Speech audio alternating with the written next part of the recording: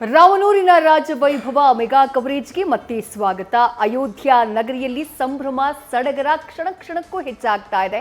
ಯಾಕಂದ್ರೆ ರಾಮಲಲ್ಲಾನ ಪ್ರಾಣ ಪ್ರತಿಷ್ಠಾಪನೆಯ ಸಮಯ ಕಡಿಮೆಯಾಗ್ತಾ ಬರ್ತಾ ಇದೆ. ಆದಷ್ಟು ಶೀಘ್ರದಲ್ಲಿ ರಾಮನೂರಿನಲ್ಲಿ ರಾಮಲಲ್ಲಾನ ಪ್ರಾಣ ಪ್ರತಿಷ್ಠಾಪನೆ ಕಾರ್ಯಕ್ರಮ ನಡೆಯುತ್ತೆ. ಇದೆಲ್ಲದರ ಬಗ್ಗೆ ಅಪ್ಡೇಟ್ಸ್ನ ನೋಡ್ತಾ ಹೋಗೋಣ. ಅದಕ್ಕೂ ಮೊದಲು ಈ ಕ್ಷಣದ ಹೆಡ್ಲೈನ್ಸ್. ರಾಮನ ಊರಿನಲ್ಲಿ ಮರುಕಳಿಸಿದ ರಾಜವೈಭವ.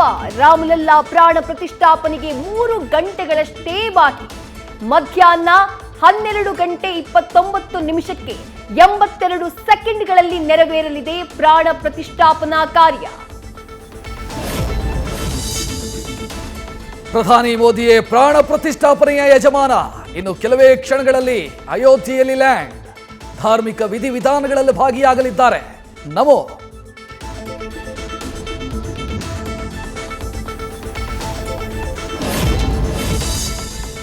ರಾಮನೂರಿಗೆ ಹರಿದು ಬರ್ತಾ ಇದೆ ಸೆಲೆಬ್ರಿಟಿಗಳ ದಂಡು. ಈಗಾಗಲೇ ಅಯೋಧ್ಯೆಗೆ ಬಂದಿಳಿದವರಿಂದ ಹನುಮನ ದರ್ಶನ, ರಾಮನ ನೋಡೋಕೆ ಕಾತರ. ಹಲವು ನಟ ನಟಿಯರು ಜಾನಕಿ ವಲ್ಲಭನ ನೋಡೋಕೆ ಪ್ರಯಾಣ.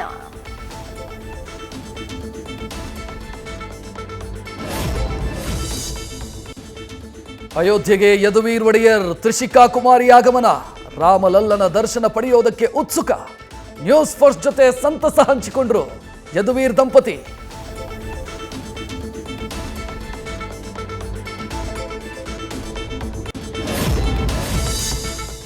ಕರುನಾಡಿನಲ್ಲೂ ಮನೆ ಮಾಡಿದ ರಾಮೋತ್ಸವದ ಸಡಗರ. ನಾಡಿನ ಬಹುತೇಕ ದೇವಸ್ಥಾನಗಳಲ್ಲಿ ವಿಶೇಷ ಪೂಜೆ ಸಲ್ಲಿಕೆ. ಬೀದಿ ಬೀದಿಗಳು ಕೇಸರಿಮಯ. ಭಕ್ತರಲ್ಲಿ ಹರ್ಷೋದ್ಗಾರ.